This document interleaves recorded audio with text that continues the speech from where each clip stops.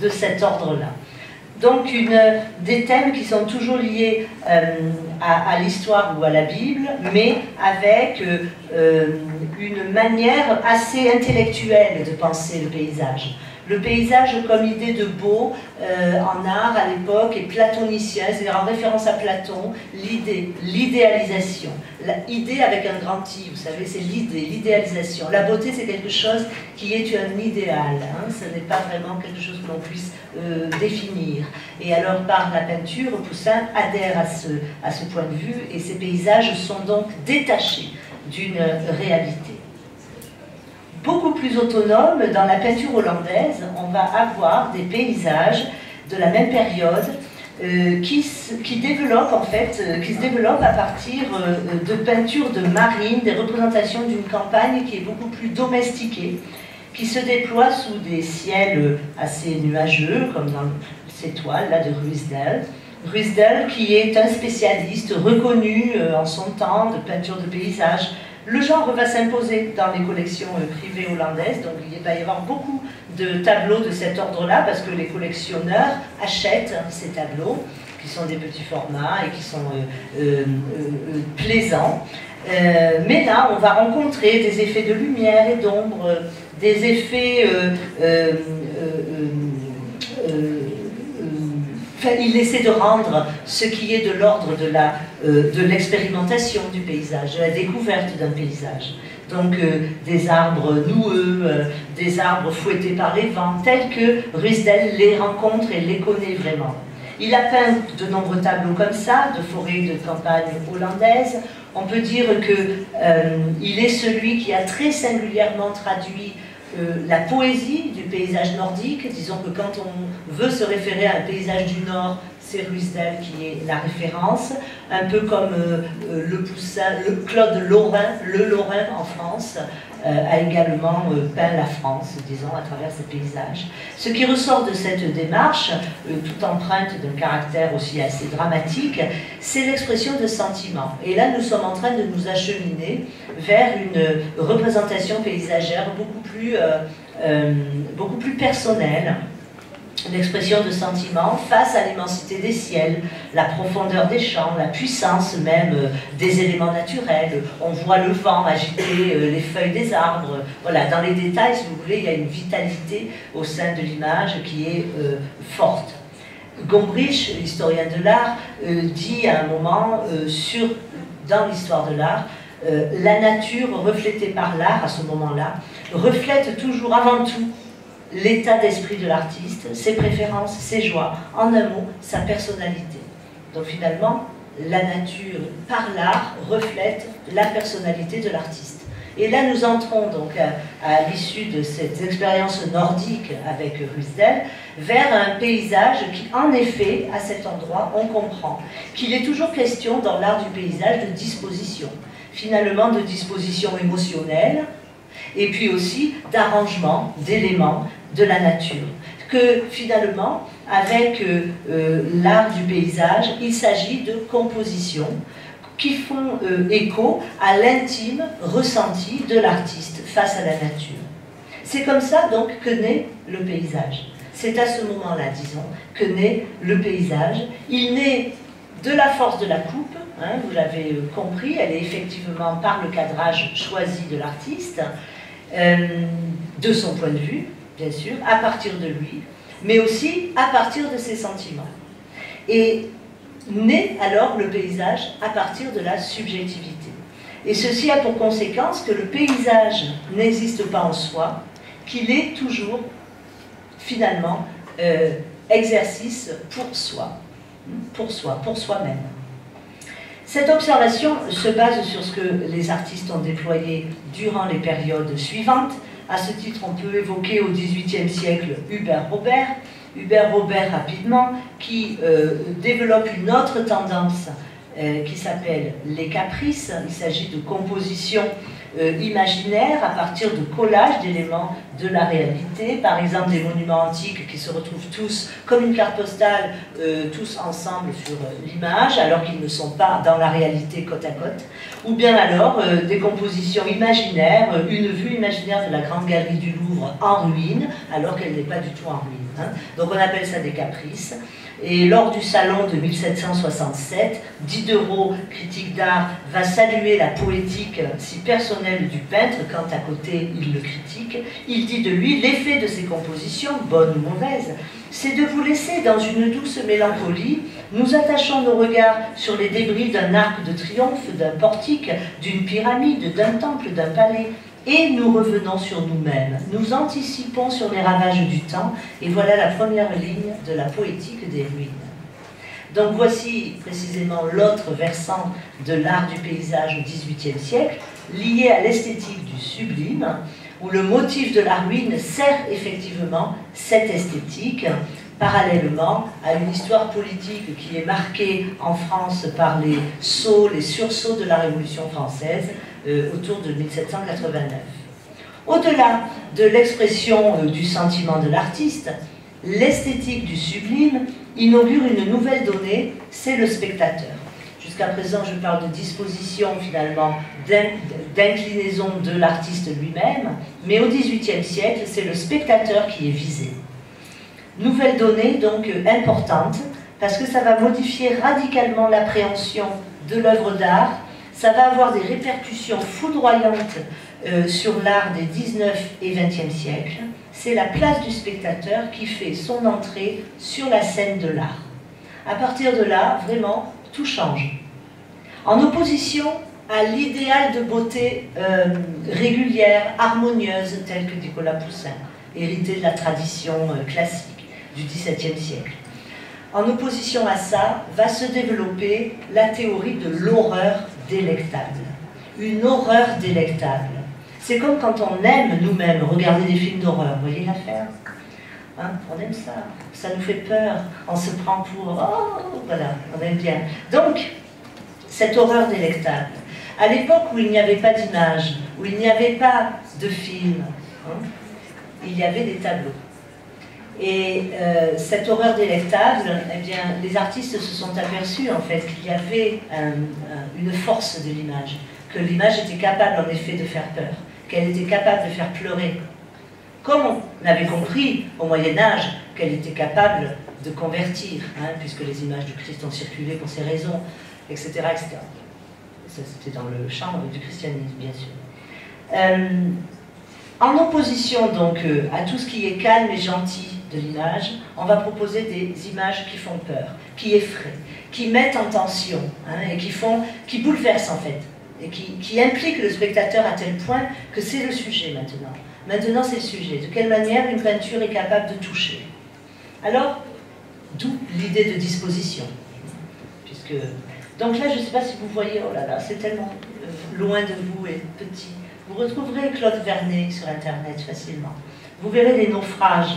Les naufrages, alors ça c'est le, voilà, c'est vraiment l'événement, disons, le plus dramatique, c'est-à-dire des gens sont sur un bateau, une tempête, le bateau est renversé, il y a donc des personnages qui se trouvent au premier plan ici, là, voilà, au premier plan, qui sont secourus par des pêcheurs ou des gens qui étaient sur le rivage et qui récupèrent les noyés. Hein.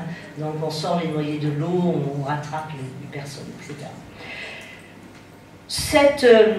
Cette horreur délectable prônant donc le mouvement, l'effroi, l'excès des impressions sensorielles, la démesure effrayante des grandes tempêtes, c'est un des sujets qui est absolument promu à ce moment-là, puisque le spectateur va s'identifier aux personnages qui sont au premier plan.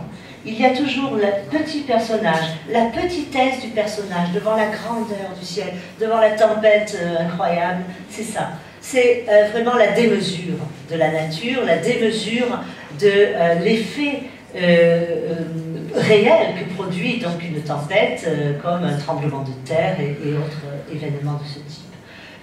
Encore, c'est ces deux tempêtes, ruines au bord de la mer, effet d'orage, où là encore des petits personnages qui ne font pas partie de l'histoire. Ils sont là pour la mesure, c'est l'échelle humaine, hein, ça vous donne l'échelle. Ça vous donne l'échelle de la grandeur de la ruine, qui a des symboliques, bien sûr, philosophiques, métaphores de la mort, de la disparition, du fait que l'homme ne tient pas, que son ouvrage sera toujours détruit par la nature, hein, il y a toujours une opposition très forte qui est marquée comme ça. Et surtout, ce petit homme est là pour que je puisse m'identifier à lui. Face à la mer qui se remonte, qui est prête à envahir la zone construite, je suis effrayée, j'accours. Voilà, il y a des hommes qui courent dans tous les sens, etc. C'est des accidents susceptibles de provoquer le spectateur, dont se trace l'analogie donc avec les personnages minuscules, présents, qui sont totalement surpassés par les événements. Un autre thème, ce sont aussi les escarpements montagneux. On découvre la montagne à ce moment-là. Nous sommes avec Caspar Voff à la fin du XVIIIe siècle. On découvre la montagne. C'est l'époque où on sont organisées les premières ascensions dans la montagne. Antoine de Ville, bien sûr, avait déjà monté en 1492 le mont Aiguille, mais enfin les conquêtes spatiales réelles sont accompagnées des conquêtes esthétiques de la nature. Voff décide de voyager à travers la Suisse, hein, qui est un pays très montagneux dans les Alpes, et de se consacrer à cette peinture de paysage alpin. J'espère que vous voyez quand même qu'il y a ici encore deux personnages qui sont assis sur le bord, au premier plan. Hein. Donc ça, c'est nous, hein, c'est moi, c'est vous. Voilà, on est là et on regarde. Et on admire, et en même temps on s'effraie. On s'effraie de ce grand glacier, de la manière dont il a l'air de pousser à l'avant, vous voyez, comment il gonfle et il se craquelle. Il y a quelque chose d'extrêmement dramatique qui se déploie devant nous. Wolf donc va peindre en atelier. Il peint en atelier ce qu'il a composé sous forme de dessin sur place. Et il réalise 200 peintures grandioses de ce caractère-là, qui combinent les observations spontanées recueillies par ses dessins et une mise en forme artistique en atelier. Donc il y a en effet un angle peut-être choisi en atelier qui n'était pas exactement celui qu'il avait sur place. Vous voyez, il joue quand même avec le grandiose de la situation. Il met en place, il met en scène, hein, ça c'est évident, il met en scène les œuvres sublimes en fait, réactive la conscience de la frayeur, hein. L'horrible est peut-être un petit peu fort, mais la frayeur délectable, l'effroi, le choc finalement qui suggère la disparition, la mort, la petitesse de l'homme face à la grandeur de la nature, qui viennent aussi ici interroger la présence d'un Dieu. Est-ce vraiment on est au siècle des Lumières, n'est-ce pas? Donc c'est un siècle qui contredit, qui discute beaucoup et qui rationalise aussi énormément. Ces peintures distancient également le spectateur, parce que comme le souligne Kant, il s'agit quand même, Kant qui est contemporain, le philosophe, il s'agit quand même d'être à l'abri. Hein. Nous regardons l'horreur, mais nous sommes à l'abri. Et c'est justement parce que nous sommes à l'abri que nous trouvons ça attractif. Parce que sinon, dans la réalité, on ne trouve pas ça attractif du tout. Hein, il faut vraiment qu'on se sente bien dans son fauteuil pour regarder le film, pour trouver ça bien. Parce que dans la réalité, face aux tueurs en série, on ne rigole pas. Hein, voilà. Donc c'est le fait d'être rassuré, hein, aussi, qui rend la délectation esthétique. C'est-à-dire qu'en effet, ça touche quelque chose et ça produit quelque chose en nous, mais le fait qu'on soit en sécurité nous fait basculer ce sentiment de frayeur dans l'esthétique. Dans la suite, au XIXe siècle, puisque là nous sommes quand même à la fin du XVIIIe, au XIXe siècle, la peinture de montagne est particulièrement intéressante parce qu'elle va être supplantée par la photographie. La photographie des sommets au XIXe siècle, puisque pour être sur le motif, pour être à l'extérieur, dans la nature elle-même, avec les chevalets, etc., c'était compliqué. l'appareil photographique est beaucoup plus malléable, la technique est beaucoup plus légère. Et donc, même si, quand on les voit, les photographes au départ, ils ont vraiment un attirail très très volumineux. Mais ils y vont quand même. Et ils vont, avec les alpinistes, gravir les montagnes et ramener ce type d'image. Vous voyez comment, là aussi, utilisation de la verticalité, du format vertical portrait, pour marquer cette verticalité du pic d'Aspilia, le pic d'Aspilia, donc, où, en effet, on a affaire, comme cette photographie le montre, comme une radiographie. Les radiographies, vous savez, le négatif positif, là, hein, où on a la radiographie d'un os, hein, c'est blanc, c'est noir, vous voyez, il y a une espèce de vision comme ça de l'intérieur qui nous vient un peu des tréfonds, l'image radiographique est très mystérieuse dans ce sens-là. Il y a, avec les premières photographies, cet effet un peu, c'est-à-dire un drôle de jeu entre les noirs et les blancs, une forme de négatif positif, et donc comme si on rentrait vraiment dans la montagne et qu'elle venait par l'image verticale se soulever devant nous. Hein. Il y a quelque chose d'assez puissant. Les frères Bisson, qui ont travaillé par exemple là aussi sur la verticalité avec cette crevasse, une crevasse très profondément marquée par le noir profond, qui vient en contraste parachevé en fait par le blanc de la neige. Ce sont des exemples qui montrent que l'art va instaurer, finalement instaure à chaque époque des modèles de vision. Notre regard, nos comportements dépendent en quelque sorte, pour une large part, des paysages historiques. C'est tout cela que je vous ai montré, que ces artistes ont créé il y a des siècles, et à partir desquels, finalement, nous avons une espèce de conscience de ce qu'est un paysage. Hein, comme si l'art, artialisation d'Alain Roger, comme si l'art avait créé, finalement, le paysage, comme si la nature était artialisée, pour reprendre son terme, de manière à inscrire le paysage. Je viens avec une pièce un peu plus choquante peut-être, c'est une œuvre d'art contemporain qui me semble répondre en tout cas pour une part à tout ce que je vous ai raconté. Henrique Oliveira, c'est un artiste brésilien qui est né en 1973 et qui au Palais de Tokyo à Paris a réalisé cette œuvre qui s'appelle Beto Gogo. Beto Gogo, c'est une référence à un mythe où les hommes et les arbres se transforment et se mêlent.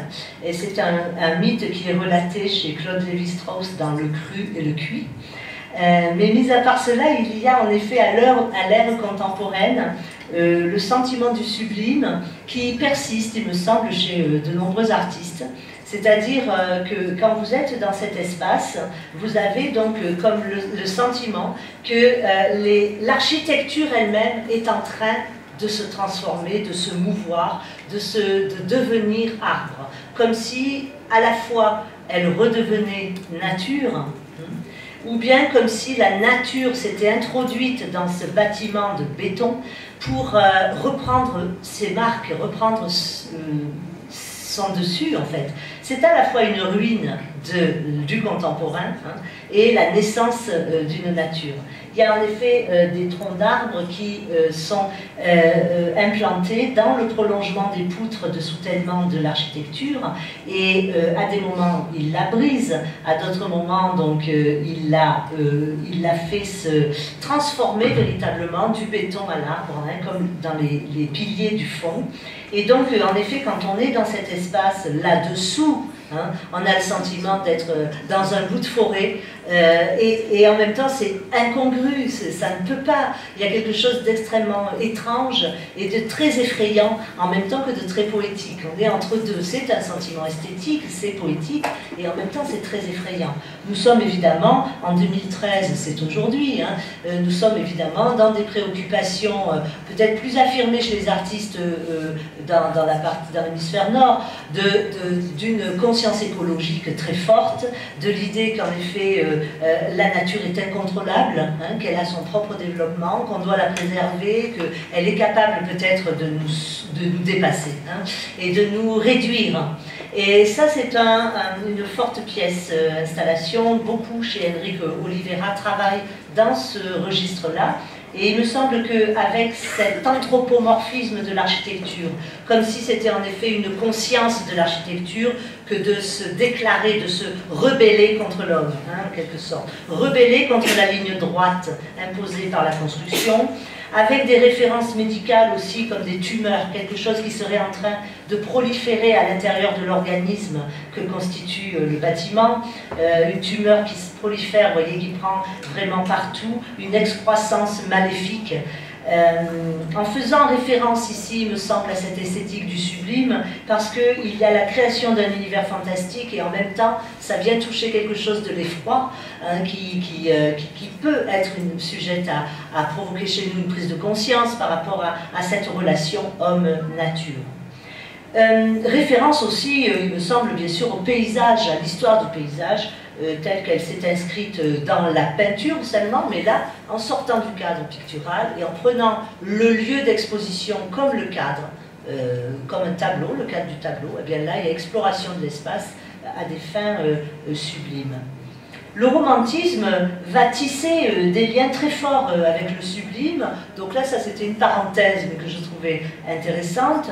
Le romantisme, au XIXe siècle, vers 1820, à partir des figures de Friedrich en particulier en peinture, vous avez avec le moine au bord de la mer un tableau qui est extrêmement fort parce qu'il est dans son format assez imposant, 1,10 m sur 1,70 m, vous êtes devant une étendue finalement de bord de mer, simplement un horizon, et puis une turbulence tout de même repérée dans le ciel, une mer sans doute agitée, on voit des petits points blancs, les moutons sur la mer, hein, qui sont, on voit qu'il y a des vagues. Et c'est Friedrich qui a perpétué l'idée de la supériorité de la nature sur l'homme, en représentant comme ça un petit homme devant l'étendue immense du spectacle de la nature, comme dans les pièces que je vous ai montrées de la période précédente des œuvres sublimes de Vernet ou de Coccorante, ces petits personnages devant les tempêtes. De la même manière, mais sauf que là, il n'y a pas de tempête, il y a comme une méditation, disons, un retour à la nature qui est présent au XVIIIe siècle, mais qui va vraiment qui s'amorce au XVIIIe et qui se déploie au XIXe siècle, qui conduit un genre, ce retour à la nature, qui remet en question l'existence de Dieu d'une manière assez profonde. C'est ici un moine qui est face au bord de mer, comme s'il y avait donc de la part même du moine un homme qui est sans descendance face à l'immensité de la nature, soit une méditation fortement spirituelle, soit une interrogation, soit des doutes. L'ensemble étant couvert par la période romantique où on a tout type de relations, hein, en tout cas pour Friedrich, il reste croyant, mais il est quand même dans des aspirations interrogatives. Et il prêche en tout cas, lui, pour une réconciliation de l'homme avec la nature. Comme si on avait perdu le contact, et au XIXe siècle, au tout début, vous voyez, on est 1924-25, le travail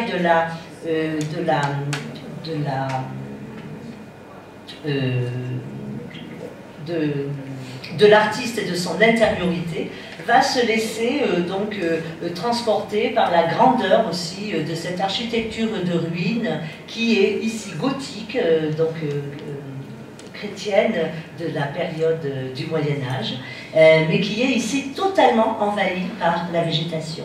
Et donc nous avons vraiment là aussi une réflexion, vous voyez, comme avec la pièce de Henrik que je vous ai montré, le contemporain, entre le construit et le naturel, lequel prend le dessus sur l'autre. On voit bien que la nature, on le sait, la nature prend le dessus sur le construit, hein, et est capable de faire effondrer un mur.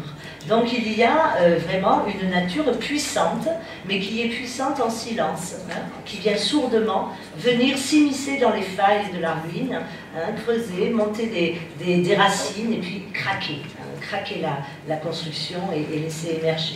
Donc il y a là dans ces tableaux, chez Friedrich, cette réflexion sur le rapport de l'homme à la nature.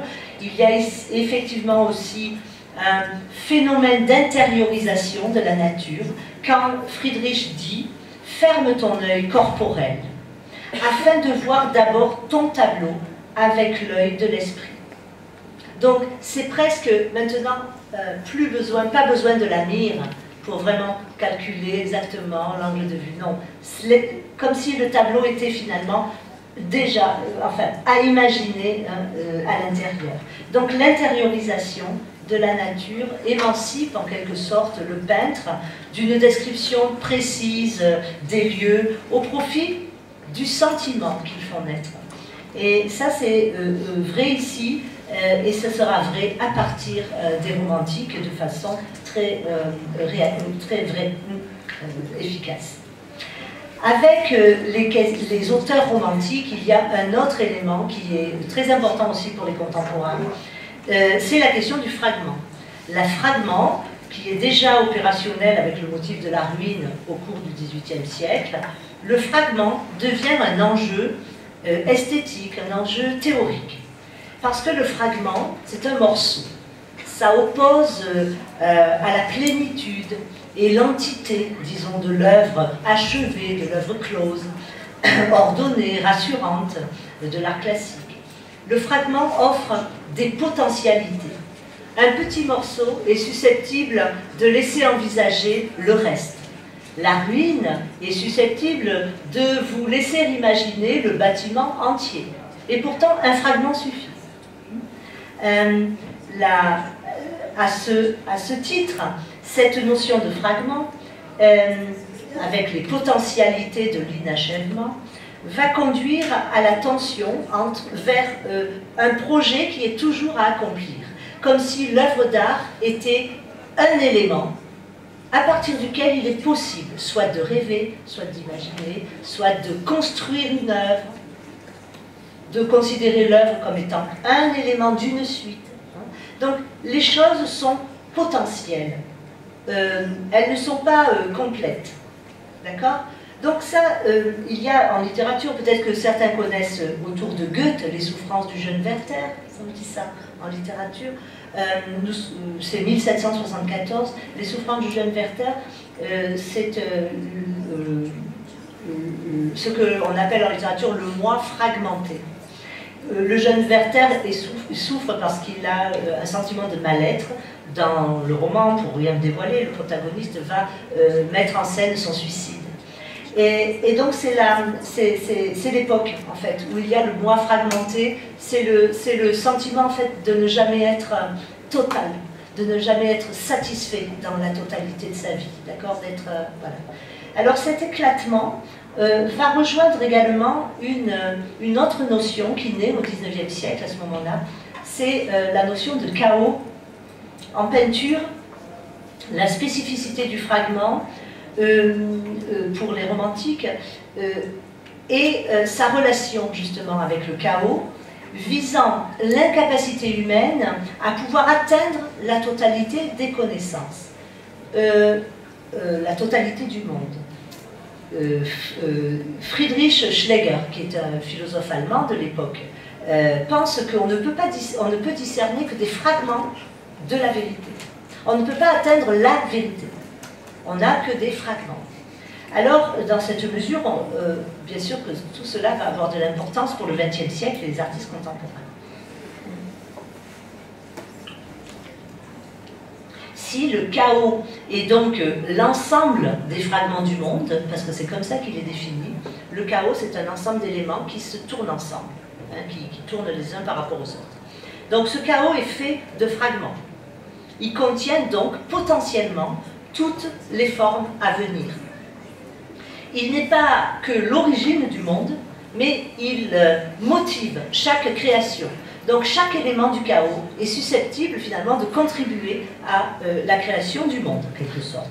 Et j'ai lu la citation de Goethe, où l'effort de l'artiste va être celui-là, la tâche de l'artiste, c'est de remonter au chaos originel, donc fait de ces poussières qui sont toutes des fragments du monde, de chaos originel, pour le transformer progressivement au sein de l'œuvre d'art en un chaos conscient, en une confusion organisée. C'est assez beau de concevoir l'œuvre comme un chaos conscient. Parce qu'en effet, elle ne peut jamais atteindre cet idéal platonicien. C'est pas vrai. Donc, plutôt, essayer de fabriquer avec des morceaux, hein, avec les petits bouts que nous offrent nos capacités de connaissance. Et pour les peintres, le chaos va s'inscrire dans des formes qui sont données par la nature. Alors on a les pans de cathédrales en ruine chez Friedrich, que je vous ai montré, ou bien encore ces lambeaux de nuages chez Constable, où à chaque fois il s'agit de morceaux. Morceaux de nature, le nuage en lui-même n'est pas la nature entière, hein, c'est toujours des morceaux, des fragments, des lambeaux. Ou bien alors on va rencontrer chez William Turner la pluie, la vapeur, la vitesse du grand chemin de fer de l'Ouest, où là, c'est l'eau et le ciel qui sont embrasés, qui sont, disons, comme par les vapeurs, par la brume, par des éléments qui sont insaisissables en soi, mais qui, ensemble, voilà, tentent, comme Goethe le dit, de recomposer un chaos organisé. Il y a, par ailleurs, chez Victor Hugo, ces ensembles extraordinaires d'encre sur papier, comme des fantasmagories, où toujours c'est l'inspiration de la nature qui motive vers le sentiment d'inquiétude sombre. Ce sont des tâches qui sont susceptibles d'engendrer des formes. Et si les tâches peuvent engendrer des formes, vous voyez par exemple, là il y a un creuset par des taches blanches, ici on sent bien que ce n'est pas une maîtrise, ou il ne veut pas maîtriser parfaitement son dessin. Ce qu'il veut rendre, c'est davantage la vibration de la situation. C'est justement le fait que la figure procède du chaos primitif, qu'il est possible, à travers une tâche, de faire émerger une forme, une figure, un bâtiment, que les tâches, donc, engendrent des formes, et que cela prouve que, en effet, la figure procède du chaos primitif. C'est une vision romantique hein, de la création, ça c'est très clair, qui va parachever les figures de ruines qui ont été développées au XVIIIe siècle, justement par le jeu des dilutions, à travers des trouées de blanc, suivant des coulures irrégulières. Victor Hugo, finalement, va osciller entre le souvenir d'un monde solide, quelque chose de très rigide, fort, hein, avec la menace de la disparition, la menace du monde, finalement, qui pèse sur le monde. On est entre le solide et le liquide, et c'est bien pour ça aussi qu'il utilise de l'encre, parce que cette encre diluée permet justement d'aller vers ces formes de dilution, de disparition.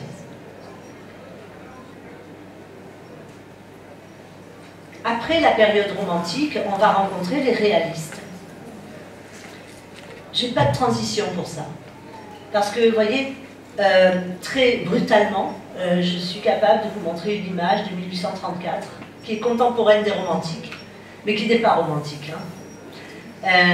Elle n'est pas romantique parce que c'est l'école de Barbizon et de la part de Théodore Rousseau qui s'inscrit dans cette école. Barbizon, c'est un village où se sont rencontrés, après cette date, de nombreux artistes pour créer des tableaux sur le paysage, dans le paysage.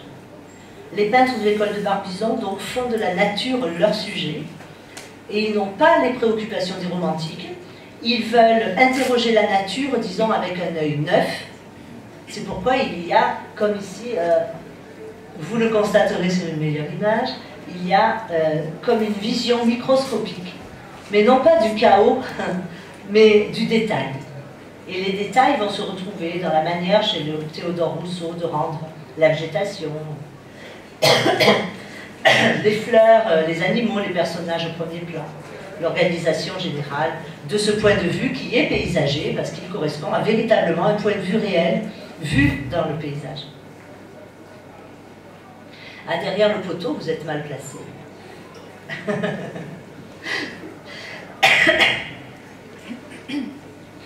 Interroger la nature d'un œil neuf, donc en s'attachant aux détails.